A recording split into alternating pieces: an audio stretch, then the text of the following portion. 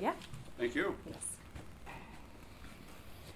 Thank you, and good morning. I'd like to take, as traditionally we do, a few minutes to kind of outline in a general way exactly what my expectations are for this year. And then, of course, as usual, open it up to individual questions. I didn't hear an admonishment here. And I apologize. Somebody in the press I is apologizing to me? Well, write it down. No. Governor, I do apologize. I meant to remind everyone that, as always, the governor will not be taking questions on the contents of his State of the State address. Obviously, the governor doesn't want to scoop his own address, which will be on Monday. So if we ask him those questions, he will decline, and let's try not to badger him on the same issues. Thank you. Thank you. Well, the state is in, financially speaking, the state is in great shape. In fact, compared to many other states, which people have a tendency to always do, we are in great shape. In fact, overall, we're right back about where we were before the Great Recession started in terms of financial stability. But the outlook is a whole lot better than it was in '07, or '09, I should say, when the recession really started. And so my budget is going to reflect that, but I would remind you that throughout, when the economy started to turn around, I had indicated that we had learned an awful lot about ourselves in Idaho, and efficiencies that were put in place, economies that were established, are not going to be lost simply because we have more money. Those efficiencies are worth their value, and in a general way, I have said many times, and I think you've all reported on it, that it had been my intent not to let state government grow at the same rate that the economy grows. So you can expect us to make an effort to put money into savings. You can expect us to return money that we don't need. Now, whether or not we're going to do it this year is another question, and that's subject to the debate once the legislature gets started. But I can tell you that my budget is going to reflect bringing education pretty close, if not above, the 2009, what the 2009 budget was. We will replace, I'm probably getting into too much detail now already, but we will have replaced most of those reductions that were necessary during the recession. Other than that, there's not going to be a lot of new ideas where we can spend money or increase the size of government. Perhaps there will be some initiatives, financial initiatives in some cases, to increase those good things that have happened in our government, to reward those folks and those agencies that have done a good job of marshaling their financial resources, however meager they may have grown or been reduced to during the economy. Other than that, I guess I could say, well, I've already said some of those things that where we are going to grow, but I won't be speaking direct to some of the issues relative to the our takeover of the prison. And so I think I should at least tell you that the transition has gone very well. I had challenged the prison folks, management, to try to operate financially within what our contractual relationship was with CCA, and they have done that. And they have done that with great success. I would also tell you that the reports that I have been receiving from Director Keith Kemp, that a lot of the may I say, and I probably should caution myself from saying this because I don't want to give anybody any ideas out there if they read your news. But a lot of the gang activity that we had been experiencing has been reduced substantially. There's still fistfights, but the 3-on-1 or 4-on-1 gang activities have been reduced, and we hope to keep that trend going because that has been one of the biggest problems that we have. But you got to remember, you got 2,000 people out there that are there for a reason, and because they're violent, because they can't get along socially, because they can't obey the law, because culturally they can't live within the culture that we have. And so those kind of incidents are going to happen, but to the extent that I would say we've had success since July 1st in reducing those incidences, it has become not a high level of comfort, but a high level of satisfaction that the actions that we've taken have worked.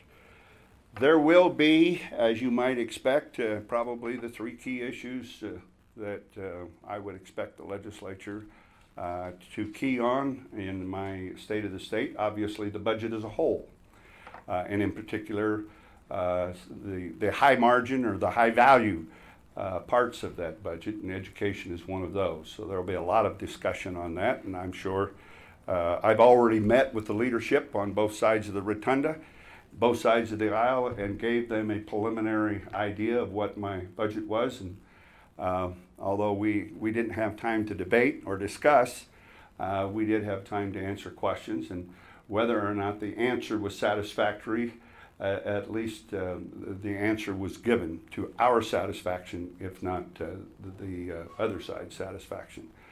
I will be meeting Monday morning prior to the State of the State with leadership on both sides of the aisle, both sides of the rotunda, and with my directors to give them kind of a heads up of what the budget is going to be. So I guess with that, I would, are you going to moderate this, Rebecca? I'll try to answer all your questions to the extent that I can without violating the State of the State scoop. Okay, Rebecca? Thank you, Governor. We certainly appreciate your willingness to talk to us. As usual, AP member news organizations will get first dibs at questions, and then we will open it up to the floor. Kimmy, I know Kimmy would like to kick off, I think, with a few questions, and then we'll open it up to the rest of you. So just raise your hands and speak up loudly once Kimmy's done. Sure. Okay, well, should I use the microphone, or you guys? Okay, yes. I'm getting Good idea. Okay, well, Governor, you talked a lot about education. That's going to be a huge issue this year, probably the main issue. How does that line up? But there's been lots of talks about how to address our transportation, the infrastructure, funding our transportation needs. How do you, I don't know if you could give us some sort of insight what that might look like, or if there's really a plan to kind of address some of the needs that has been talked about when it comes to funding, maintenance costs, bridges, et cetera. Well, that's going to be up to the chairmen of the respective transportation committees. We have, and I have received from Chairman Palmer and also from Chairman Brackett some ideas of what they're thinking about, and I think those ideas have merit, and that they at least merit discussions. But one of the reasons I didn't go into that too much is because I was talking about the general fund budget, and the general fund budget comes from, the education budget comes from the general fund. The revenues for a dedicated department like transportation are specific to the use of that. For instance, as you know, our funds for transportation come from either the licensure, the registration, or the cost per gallon of gas. Right now it's 25 cents. That was established, I believe, in 1995. One of the concerns that I have about if I may move to the transportation, I hear an awful lot about what Washington, D.C. is going to do with the National Highway Trust and whether or not they increase, and I've heard anywhere from 8 to 12 cents. Right now they're at 18 cents on gas and 24 on diesel. So it depends upon what they do, how soft a landing we're going to be able to have if we try to do something like that as well. So with some dispatch, I think we're going to have to move. Obviously, I have great confidence that Idaho can move a whole lot faster than Washington, D.C.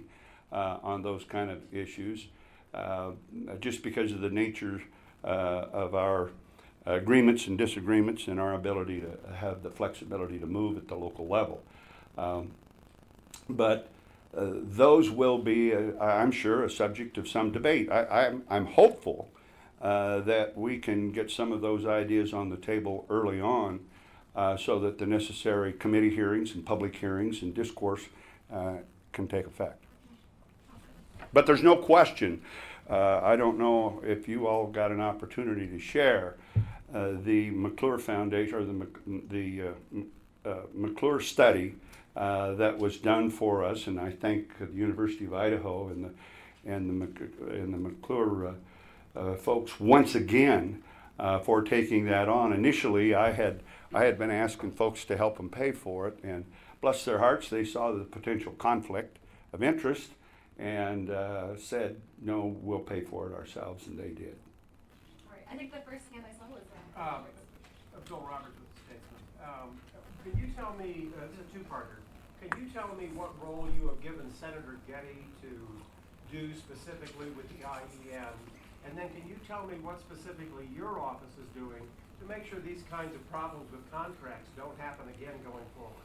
Well, as early as this morning, as I was going through the clips, let me answer your second part of your question first. We have charged Teresa Luna, who's the director of the Department of Administration, with a standard of trying to establish more transparency, trying to establish more deliberation, and a greater degree of professional vetting on, number one, on any and all state contracts over $5 million. The reason we picked that level was because a good many of our contracts are at that level. And what I envisioned, and at least the preliminary reports from Teresa, would suggest that as we go out for an RFI, a request for information, or an RFP, a request for bid or proposal, that prior to that we will have put some sideboards on it professionally. Not to say that we don't have the professionals in the Department of Administration, but with all of the nuances that are connected to the many different kinds of contracts, whether a service contract or a material contract for building or what have you, I think it's necessary for us to reach out into the private sector and get those people that do that on a daily basis and to take a look at our contracts and make sure that our contracts are in compliance and we're getting the best bounce for the buck that we can. And I think the only way to do that is to make sure that we've got more eyes on it than just ours, because those professionals, to a certain degree, those professionals are spending based upon the return on earnings. That kind of controls their contract. Sometimes ours don't always do that. Ours are out of necessity, and theirs may be out of a decision that they make. So we will update you later on how that is progressing. But I believe that if there are rules and regulations or statutes that need to be changed, we will be submitting those to the legislature so that they too can get their eyes on them. Because one of the things that we're trying to avoid, it seems to me that any substantial contract that we have and that we have engaged in for years, even back when I was lieutenant governor, the unsuccessful party if they can see any wiggle room in all, we end up in court. And so we'd like to have all of those potential courtroom questions answered long prior to rewarding the contract and considered. The first part of your question was the IEN and Senator Geddes. Senator Geddes has always been a great advocate of the IEN. And there's the only problem that we've had with the IEN was the contracting process. The success of the IEN, we just finished a review asking the districts to submit. I would have liked to have seen a little larger return on that audit from the districts. But of those that did, 77% marked a 4 to 5, 1 being the lowest consideration or lowest appreciation for the IEN, 5 being the highest, but 77% of those that did return the survey said that they were in a 4 to 5 bracket. So I think that speaks to the value and to the necessity of the Idaho Education Network. And because of Senator Geddes' long-standing advocacy and appreciation, and quite frankly, marshaling the process when we were adopting the Idaho Education Network, I think he is the right person to help us with that through this legislative session. Let's see here. I got one here. Sir, do you think the investigation into the CCA, the private prison, as well as the controversy surrounding the education broadband contract have damaged you politically as you move into your third term? Well, the buck always stops at the top, and so for whatever was happening with those contracts, although I was not involved on a day-to-day basis, and at some point when questions were coming out, especially about either contract, the prison commission actually handled all of the CCA contracts. But once again, no question about it. I think whether right or wrong, I still have to accept responsibility in the long term for the success or failure of a contract in any agency. You know, I remember back when I was lieutenant governor under Cecil Andrus, one of his mainstays or main requests from all agencies was no surprises. I don't want any surprises. And I've used that time and time again. But admittedly, I've been surprised. Can I ask a quick follow-up question, Governor? Mm-hmm. Has anyone from your office been asked to testify before a grand jury about the CCA contract? No, I don't think so. If it is a grand, no, that's not true. No, I do not know of anybody, and I'm sure that would have been reported to me. Thanks. Betsy Russell with the Spokes Review, Governor. Each year during the legislative session, a few weeks in, you tend to meet with the Idaho Press Club and have an on-the-record give and take. Will you be doing that again this year, and can we look forward to soon hearing a date for that? Well, you know the date, where the date has to fall already, Betsy. We've discussed that before. And that falls before the final day when privileged committees take over. I didn't do that one year, and I got in big trouble. And so I'm not going to let that happen again. But I can tell you this, it's not on my schedule right now, so give the office a call. Is there any reason you wouldn't want to? Oh, no. As of right now. Bill Denzer. Morning, Governor. Bill Dancer, Statesman. Yeah. We've heard talk about wanting to cut taxes, both the personal property tax, the income tax. We've also heard talk about spending more for education, transportation. Is there enough money to do both of that? And if there is, what kind of message does that say if you're doing both? What kind of message does that give to other groups? You're so new here, I'm not going to pick on you as the first one. So let me answer that in kind of an oblique way. Remember, the government is not going to grow back at the same rate that the economy grows. My budget will reflect right now less than where the economy is anticipated to grow. There is room in there. I feel confident that I have satisfied my guarantees and my warrants as far as education goes. And this is, I'm speaking of K through career, not just K through 12, although K through 12 is still represents almost 50% of the budget and will continue to. And so what the legislature and I can agree on with that percentage that's left, that's not spent on government, whether it goes into savings or whether it goes someplace else, that is still to be discussed. So that's as close as I'm going to come to answering that question. Thank you, Bill. Governor, if it doesn't step into your, sorry, over here again, if it doesn't step into your state of the state, I'm interested in knowing if there's any areas of cutbacks during the Great Recession that you've decided were smart cutbacks and that you'd like to maintain. Oh yeah, I think a lot of the duplicate things that we were doing in agencies, that when we challenged the agencies to take a look at where they could synergize their efforts. Let me give you just one little example.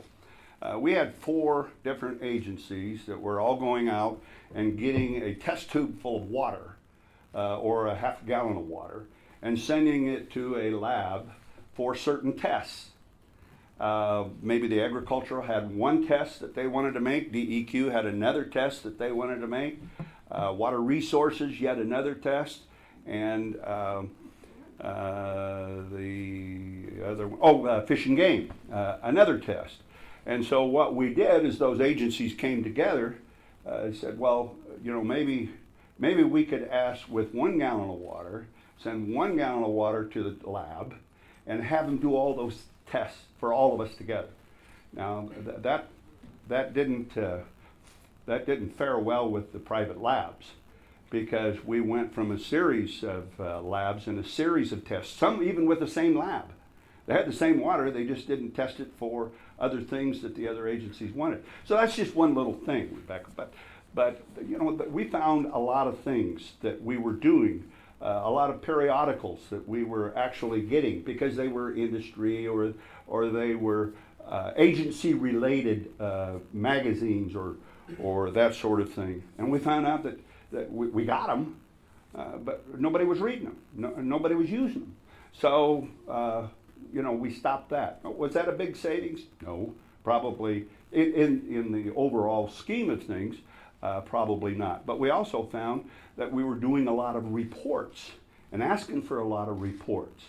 And could we accomplish the same thing with the executive? Who was using these reports and what were we using them for? And the reports took time and talent and man hours or woman hours in order to accomplish, to prepare these reports. And what were we using them for? And so we found less value in those reports and perhaps more value in a 2-page or 3-page executive report rather than a 50 or 60-page other report. Now that didn't diminish the information that we needed to operate government, and if we needed more, we were always allowed to go back. Well, the executive report didn't answer all my questions, and so we need a little more. So those are the kinds of things that I think we're going to be careful about going back. Kelly Pierce out at Building Safety had done a tremendous job of synergizing his folks out there, and some of it was for job security, because we would have maybe 5 different inspectors going out to inspect a building location. So we'd send the HVAC guy out and he'd come back, and then we'd send the electrical guy out and he'd come back, and the plumber, and then maybe the structure or maybe the compaction or depending upon what it was. And we actually paid for some cross-training. So one person could go out at a certain point during the construction schedule and actually inspect several different things. We see no need to reverse that because that makes the utility of that state employee so much more valuable, or less cost to the state, but so much more valuable to the people who are paying the inspection fees. So those are the kind of things that, you know, they seem little, but in the sum, in the total, they're pretty important. But also, it established a culture and a character, not only within the agencies that were particularly handling those things, but I think in all of government. Because as we meet in director groups, cabinet groups, they share those ideas and they find out that there's a lot of things that they can do together. And I want to continue to encourage that. Next question is with Kelsey Wilson. You mentioned you had some ideas that you heard about transportation funding. More specifically, what do you think of some of those ideas that would take tax dollars from batteries or tires or road materials and put those into transportation? I apologize, but you're going to hear that on Monday. Next question is from Rocky Barker. Governor, this week, Interior Secretary Jewell just came out with a new policy on firefighting, some that kind of follows your lead in terms of working with all players, including ranchers, to deal with sage grouse. Are you hopeful that we're getting someplace that maybe we're going to be able to resolve this sage grouse issue? Well, Rocky, I would say that Secretary Jewell made a brilliant move.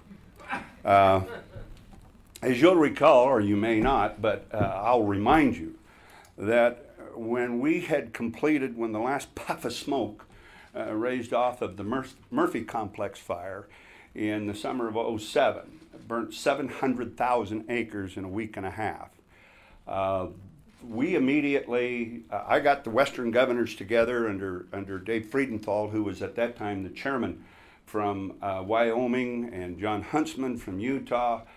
We included Jim Gibbons from Nevada, myself, and Brian Schweitzer from Montana, which was the area where we have an awful lot of rangeland fire. And we declared war on cheatgrass.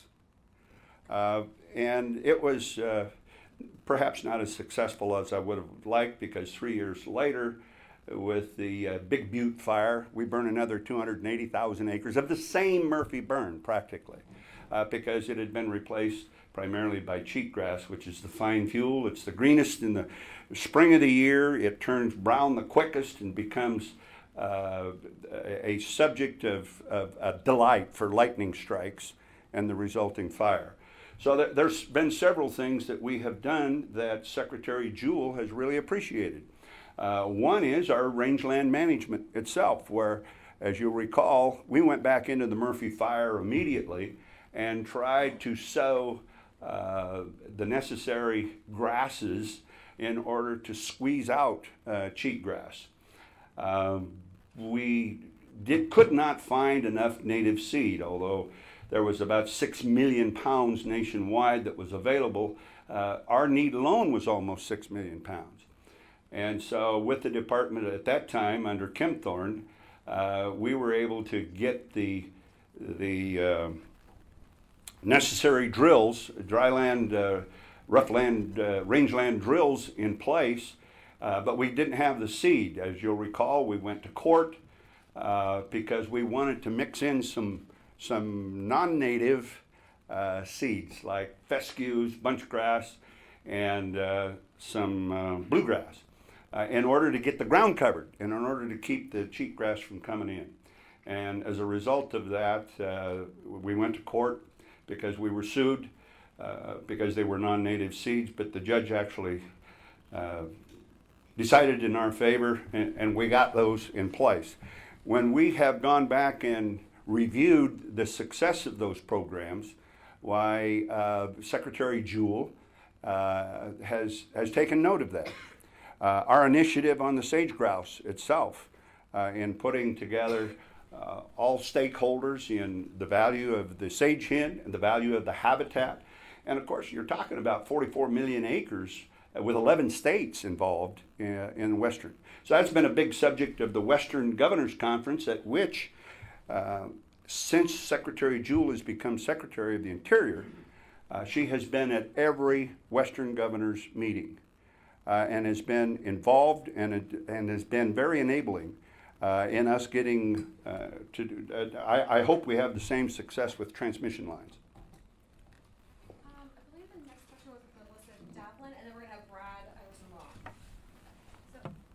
lawmakers have said that, well, legislative leadership has said that there's not a lot of appetite for Medicaid expansion or reform. But that doesn't really address the issue of indigent health care, the costs of which largely fall on the counties. And so are there alternative solutions being discussed that you're willing to consider? Well, Melissa, in part, that's also going to be in my State of the State on Monday. But it's public knowledge that the task force has completed their work. There is a lot of actionable items. Now, in total, maybe not. But there are some actionable items in that task force report. And I'm going to encourage keeping my promise of 2011 to the legislature that I would not make a unilateral decision on either the insurance exchange or Medicaid expansion. So that report's got a lot of stuff in it, good stuff, and I say again, actionable items. A lot of good ideas. So without getting too much into the state of the state, are there items in that report that you feel you and the legislature are on the same page? Now we're getting too much into the state of the state. There's been a lot of economic development activity since the tax reimbursement incentive came in last year. Are you happy with the work that the Department of Commerce is doing, and are there new areas in economic development that you think the state needs to look into? Well, I thank the legislature. Although Jeff Sayer and his department is doing a terrific job, but they can only do a terrific job if we've got a good partnership with the legislature. And last year was a banner year for the Department of Commerce. Banner year in several ways. One, we kind of shifted our incentivization for, if that's a word, that sounds like a George Bush word. Anyway, our ability to incentivize companies to come and take a good look at Idaho. And one of them was the reinvestment tax initiative. And it's not only met but exceeded our expectations. Jeff Sayer reported in a memorandum to me that I asked him for in preparing for today that our expectation was that as of July 1st to now we would maybe have 5 or 6. We've had over 25 inquiries into the pipeline. And under that initiative, we have approved 8 projects, which include SkyWest, Amy's Kitchen, Glanbia Cheese, and Coachella up north. Now, interestingly enough, about half are new companies that are wanting to come into the state, and the other half are companies that are already here that want to expand. Because, part of the pushback that we got at that initially was, why aren't we taking care of the people that are here? The ones that have brought us to this economic dance from long ago. And the fact that domestic companies can qualify for the reinvestment tax initiative, as well as outside companies, has really surprised us. But I would tell you this, besides those companies I've named, the capital investment of the companies that have already done this, $293 million. The total wages, $538 million. New state revenues, $70 million. And in the current pipeline, we already have 33 projects, over 2,500 jobs, and about $2.9 billion in capital investment that is standing there ready for acceptance. Wait, I'm confused. You said you have 33 projects in the current pipeline, but you've had more than 25 inquiries. Is that the same number? Sorry. Well, no, but what I'm saying is that initially we didn't expect to have that many folks interested. We thought we'd maybe have 7 or 8. So of the ones now take 8 away from the 33. Okay. Now you got 25. Okay. So, Go ahead. okay, so we're gonna have a question for Kevin, and then Seth, and then, Governor, your State Board of Education has been working on a good licensure on that rule of the county board website, and they want to move this year. State Superintendent Curry Barr this week says she'd like to see this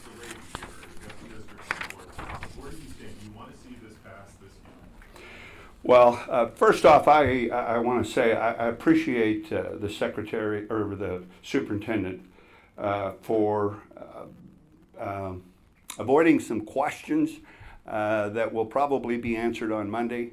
And I noticed in her press conference there were several times she said, "Well, I'm not going to take a look at that until next week." But this is one she was fairly clear with that. Pardon me? But she was fairly clear that Well, she wants to hold off a year. I understand that. But I'm telling you from my perspective. I'm prepared to ask the education committees from both sides to take a look at the readjustment that the state board has done. As you'll recall, we started out with a 3-tiered system. We now have gone back to a 2-tiered system. It seems more accommodating. We went back out to the stakeholders, and they appear now to probably be a little more accepting of the tiered licensure system. But then let's talk about the career ladder. And I hate to bifurcate that question. And the reason I do is one is the accountability. That's the tiered licensure. The other is the money.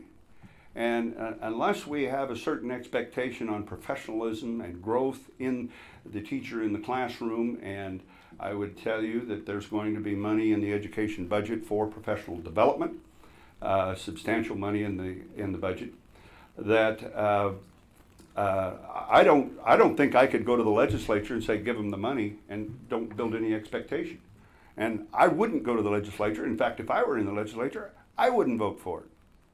So I think they have to go hand in hand, and I think for the most part, at least from what I'm hearing from the legislature, they're in agreement on that. Now that doesn't mean, Kevin, that there won't be some hearings. There should be hearings by the legislature, because they are the last opportunity to vet before we go across the threshold of implementation.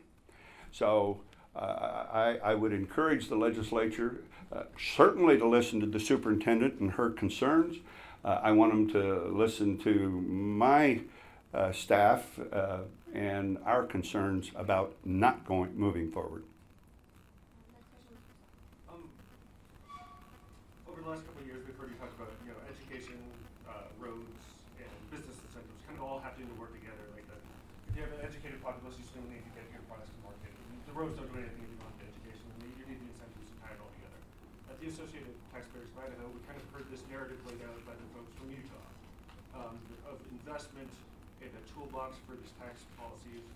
Are you looking at their narrative and saying that that's a good way to go forward, or do you kind of have your own narrative too? No, I concur. In fact, we're unabashed in our willingness to go out and look what's working in other states and what's successful in other states and steal those ideas, take those ideas up and try to make them Idaho's ideas. But there's a tremendous connection between economic development and not only a reliance, not a connection, a reliance on a well-educated citizenry and our ability to attract businesses that need a well-educated workforce.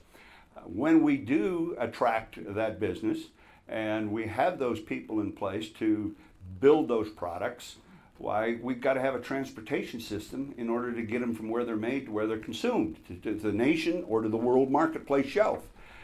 So the transportation system is an equal important partner in economic development. And that is one of the reasons why the Department of Commerce, the Department of Labor, the Department of Transportation, and the Department of Education, from my aspect, work so closely together to make sure that we're building the workforce that can build the products and the businesses that can ship them out of the state, and with the Commerce Department being the overall referee. So do all three things kind of have to work in unison and move forward together? Like, can we do one and not the other two? I don't think you can. I think if you don't have the educated workforce, then you're not going to attract the businesses.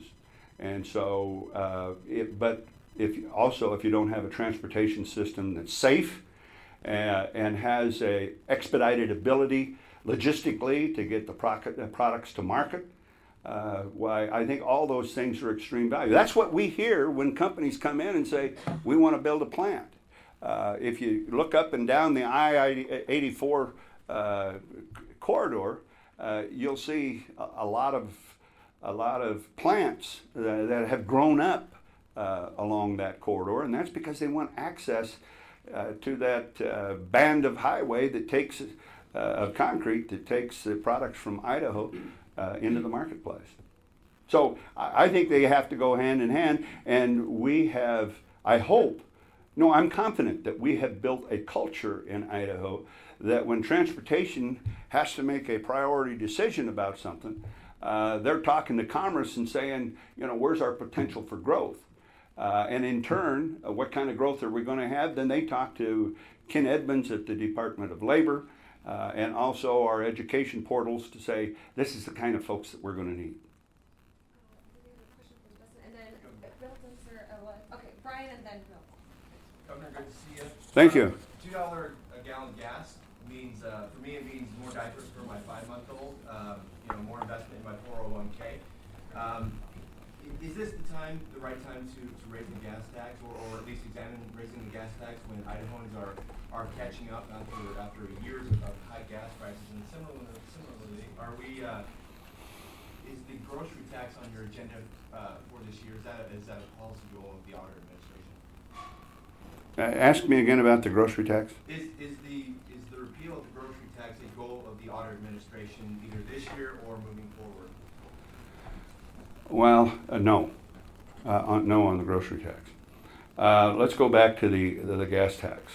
I haven't specifically spoken to the leadership or the chairmans about where we will look to increase the revenues to the Department of Transportation for their maintenance and operation needs and new construction needs. But I do know that we've got about 700 bridges that are past their design life. I do know that if we can chip seal a lane mile of highway every 7 years, we can sustain the useful life of that, and that costs about $25,000 per lane mile, $50,000 per 2-lane mile. But if we have to replace that whole mile, let's say after 18 to 20 years, because we haven't taken care of it, why now you're talking about $1.5 million to $2 million. So it's deferred maintenance, and I hear us. I'm part of it. I talk about the kicking the can forward that Washington D.C. does, and I looked at the counter box yesterday, and it was $18.3 billion right now that they've kicked the can forward, and I say deferred maintenance is deficit spending. That we have to maintain our infrastructure. It's so critical to not only our economic growth but our health and safety on the highways in Idaho. So, but I would remind you that 2008, the last time I asked for an increase in gas or advanced an idea of an increase, I started at 7 and I went to 5 and then I went to 2. I got nothing, and gas was $1.39 a gallon. So I think if we can demonstrate the need and the purpose, I believe the agreement and I'd like to see, whatever we do, I'd like to see something on an ongoing basis. Not something that happens each and every year, but maybe something that happens every few years, so that the stability of our infrastructure system and our highways and our bridges is an obvious concern of ours that we're willing to plan well out into the future for. All right, so sorry guys, we have time for one more question. It's going to come from Brian Clark. Governor, you said that your plan is for the budget to bring education spending levels near to 2009 levels. I just wanted to clarify, did you mean that in just in nominal terms, in dollar terms? Well, I'm not going to get specific on that. I would tell you that the total value will exceed 2009. What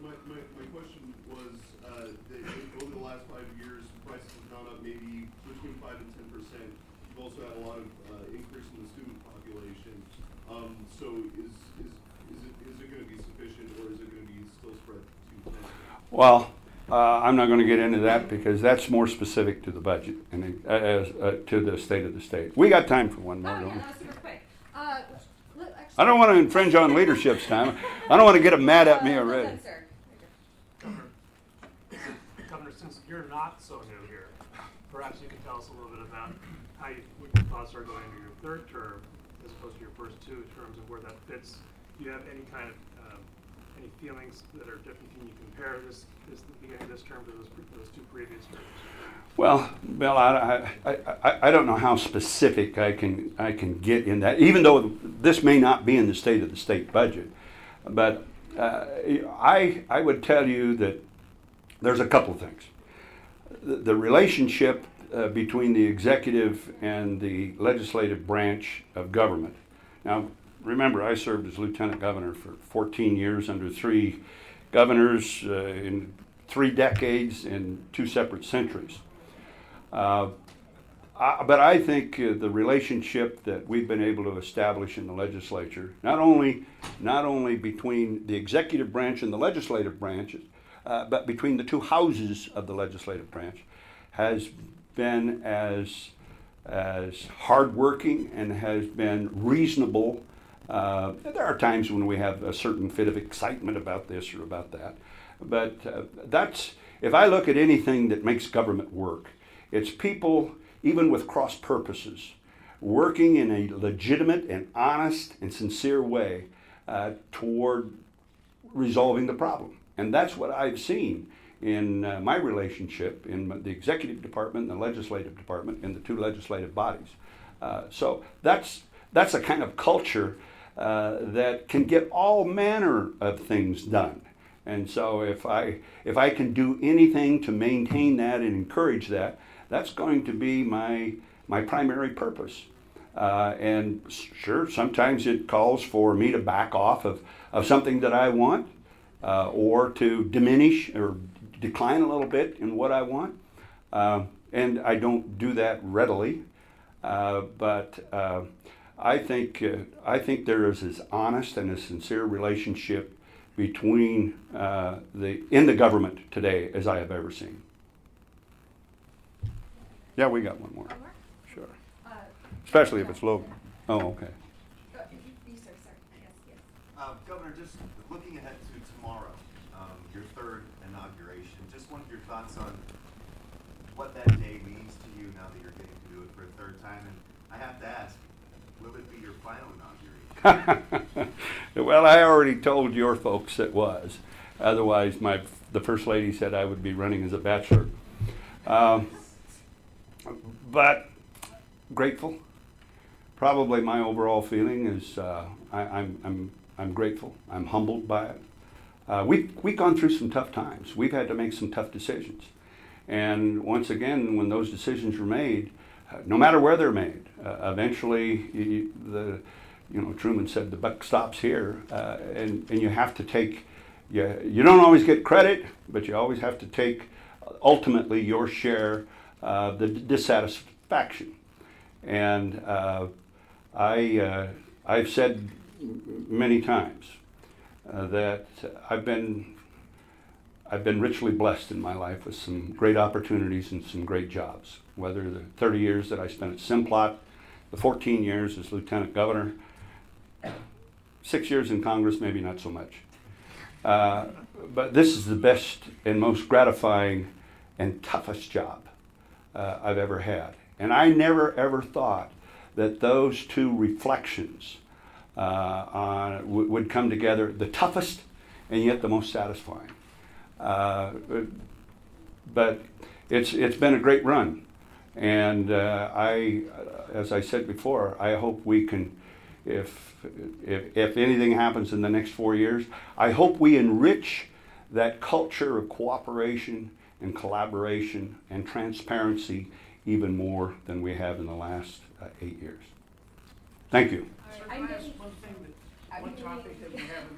Can I give you a yes or no answer, or do you want the history of watchmaking? Is the state wasting time and money with its pursuit against gay marriage, when gay marriage seems to be There's only one way I can answer that, and especially when a person from the press asks it. If there were an attack on the First Amendment to the Constitution, and any of the 5 freedoms, including freedom of the press, I would, with the same resources, I would, with the same enthusiasm, go after any one of those that wanted to diminish that part of the Constitution. Article 3, Section 28 of the Idaho Constitution, which was adopted in '06, was very clear. And it is my obligation, in fact, for those of you who will be there tomorrow, and when I raise my hand and put the other hand on the Bible, I will swear to uphold the Constitution of the United States, the Constitution and laws of the state of Idaho, and fulfilling the duties and obligations of governor to the best of my ability, so help me God. So that is an article in our Constitution that was put there of late, and it deserves the same protection as freedom of speech or press or religion or right to assemble or redress of government. So, Governor, do you think are you going to be asking for more money for the state constitutional defense fund as you push the Supreme Court? And as a follow-up, you saw the poll on don't ask, don't, or on add the words, excuse me. Do you think that changes is perspectives changed statewide, you think, since 2006 regarding? Well, let me ask the second part of your question first. Don't ask, don't tell. Sorry about that. Add the word. Oh, okay. As far as don't ask, don't tell, let me answer that question first. No, on add the words, I think that there is a sense of willingness to have a hearing on that. How that comes out, it depends upon the legislature and the legislative hearings. I would encourage them to have a hearing, and I think that's the sense that we have. But with that, I'm not going to be part and parcel of adding the words without adding some protection. And so I would think that any consideration of adding the words is also going to have to add a religious protection. And I would expect that, and that's exactly what I've heard. But do you think the poll numbers reflect the fact that maybe people's perspectives are changing?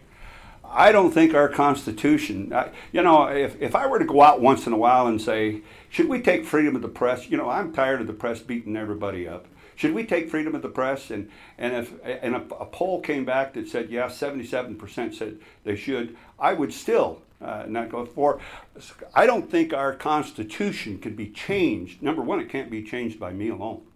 But I don't think it can nor should be changed simply because there are change. Now, if the people want to change it, they can change it.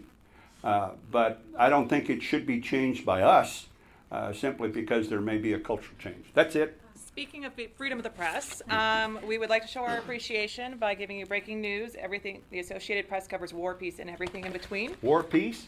So there's War, nothing in here peace, about me. And everything in between. So I think you're probably in the in-between. So far, Idaho hasn't gone to war. We always appreciate this opportunity to talk to you before the session begins. So thank you. I know it's a busy time of year. We really appreciate you taking the time. Thank you, Rebecca. You bet. Thank you. So we'll take a very short 5-minute break. So go, scarf down some pastries, fill up your coffee, and then we'll be back with the legislative leadership panel.